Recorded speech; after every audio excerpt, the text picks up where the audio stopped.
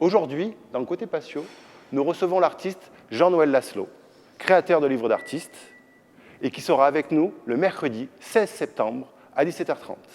Mais maintenant, place à l'interview.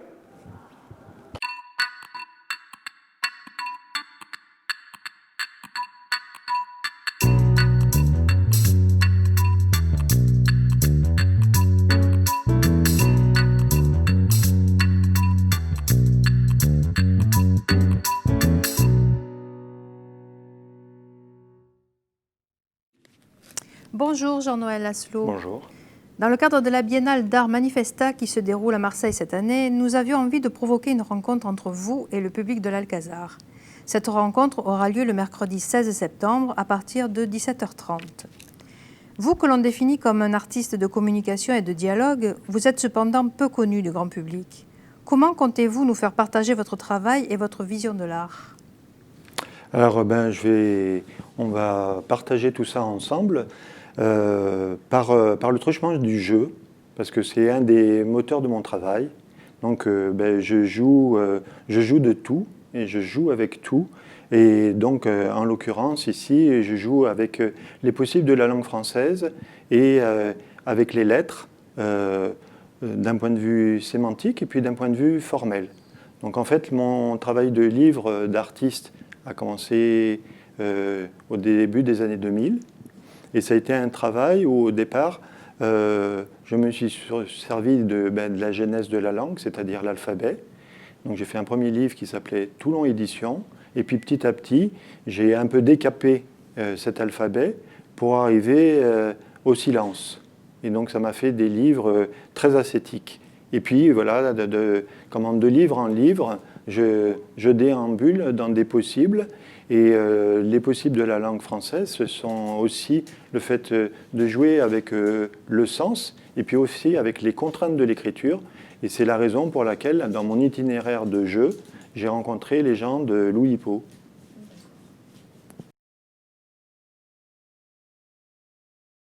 Expliquez-nous votre parcours pour en arriver jusqu'au livre d'artiste, s'il vous plaît. Mon parcours, c'est en fait un travail sur le mot et sur la lettre. Et donc au départ de mon parcours, il y a la lettre, mais envisagée comme missive. Donc pendant de très longues années, c'est-à-dire grosso modo des années 80 jusqu'à fin des années 90, j'ai été quelqu'un de très très très actif dans les réseaux de mail art. Donc j'ai répondu à des projets et j'ai moi-même initié des projets et j'ai écrit sur le mail art, sur l'art postal. J'ai même produit un document pédagogique avec le CRDP d'Aix-Marseille qui est passé en comité de lecture au CNDP et qui a été diffusé au niveau national.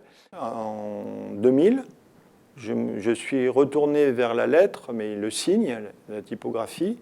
Donc j'ai un travail plastique autour de la lettre, mais je voulais aussi avoir un travail plus aussi sur les possibles signifiants de la lettre. Et donc là, naturellement, je me suis tourné vers les gens de lettres, les gens du verbe, et pour moi, ce sont les poètes. Voulez-vous nous parler de votre livre Capital que vous avez réalisé lors de Marseille-Provence 2013, capitale européenne de la culture ? Donc je l'ai fait avec une relieur marseillaise qui s'appelle Christine Fabre-Bourgeois. Et en fait, là encore, il s'agit de jeu. Donc ce qui préside à mon travail, c'est toute une espèce de logique qui tournerait autour de l'idée de l'être et la lettre, les deux termes renvoyant l'un à l'autre. Dans la mesure où Marseille 2013 était ouvert sur la Méditerranée, on a choisi de faire un abécédaire où chaque lettre serait un être de la Méditerranée. Donc on a commencé par le A de Al-Masri, qui est une poète syrienne, et on a fini par le Z de Zadkhan, qui est un poète palestinien. Et au niveau de la forme des lettres, on s'est un peu inspiré des correspondances rimbaldiennes, où il avait associé une lettre et une couleur. Et nous, on a expansé un petit peu le principe de Rimbaud en rajoutant une texture, une matière, une harmonie, etc. Et donc, nos références pour la création, elles étaient multiples. Elles étaient autant celles de Christine et de son passé de relieur que moi en tant qu'artiste et puis de formation design. Et donc, ça pouvait être aussi bien de la haute couture, comme le B qui fait un peu, qui louche du côté de Azenine Alaya, ou comment du V de Vuitton qui louche du côté de Ettore Sostas, le designer italien. Donc voilà, le panel était très large. Et l'originalité de ce travail, c'est que d'habitude, une reliure, c'est un écrin qu'on fait par rapport à un ouvrage précieux, avec un contenu précieux et une façon d'avoir mis en page le livre de manière aussi précieuse. Et là, en fait, on a travaillé à contrario, c'est-à-dire que pour nous, chaque livre avait sa personnalité, comme je l'ai dit, sa forme, sa texture, sa couleur. Et donc, on a commencé par faire la reliure, ce qui a déterminé un type de structure de reliure. En fonction de la structure de reliure, on a créé les cahiers qu'on envoyait vierges aux poètes. Et on demandait, dans la mesure où justement c'était sur la thématique de l'être et la lettre, des textes à teneur autobiographique, parce que vraiment c'était l'être qui parle de l'être. Et donc quand on recevait le cahier manuscrit, on le montait dans le livre. Donc c'est vraiment des livres précieux à différents niveaux. Avez-vous une matière avec laquelle vous préférez travailler? Il n'y a pas de matière pauvre ou de matière noble. Par contre, ce qui m'importe beaucoup, c'est comme on est dans une période de surconsommation et de gaspillage, moi je recycle beaucoup les matières. Donc par exemple, pas sur les livres, parce que sur les livres, j'utilise des cartons à pH neutre, mais sur le reste de mon travail, je récupère les calendriers que les banques donnent pour créer mes œuvres. Et comme en fait tout mon travail parle de lettres, je récupère les crafts des lettres administratives. Et en fait, c'est comme ça une espèce de mise en abîme du terme lettre.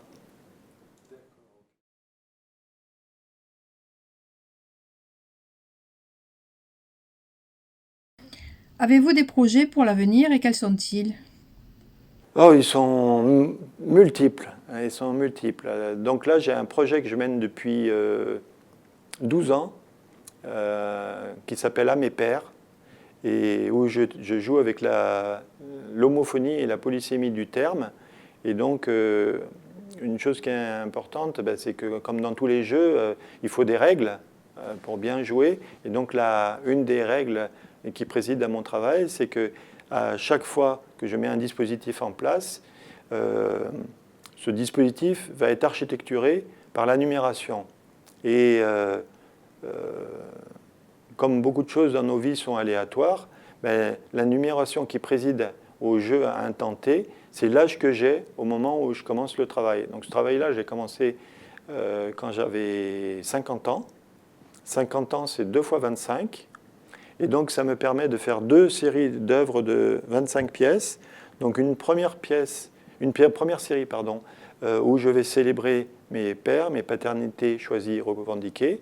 Donc, ce sont des œuvres qui vont être faites avec le craft des lettres, pour mettre en exergue les êtres que je célèbre. Les œuvres sont désignées par les initiales donc, de l'artiste ou du poète que je célèbre. Et ce qui est visible, ce sont des lettres, donc des mots, qui sont emblématiques du poète ou de l'artiste que je célèbre. Donc, par exemple, j'ai une pièce qui s'appelle AJ, qui est Alfred Jarry, et ce qui est visible, c'est Merdre. Voilà. Et j'en ai comme ça 25. Et puis, en vis-à-vis de ça, j'ai 25 autres pièces où je célèbre mes pairs, mais la PAIRS. Donc, ce sont des gens que j'ai rencontrés dans mon parcours de vie. Et la série s'appelle Savoir-faire et faire savoir. Donc, tous ces gens-là ont des savoir-faire particuliers. Je suis le faire savoir. Et donc, mon faire savoir renvoie directement à leur savoir-faire. Donc j'ai fait par exemple une pièce avec une marbreuse, une très grande marbreuse française qui s'appelle Marianne Peter. Et donc la pièce qu'on a fait ensemble, c'est l'allocution « Rester de marbre ». Donc toutes les lettres sont marbrées. Donc si tout ça vous intéresse, si vous voulez jouer avec moi, si vous voulez découvrir les possibles et les choses-trappes de la langue, venez donc le 16 et on jouera tous ensemble.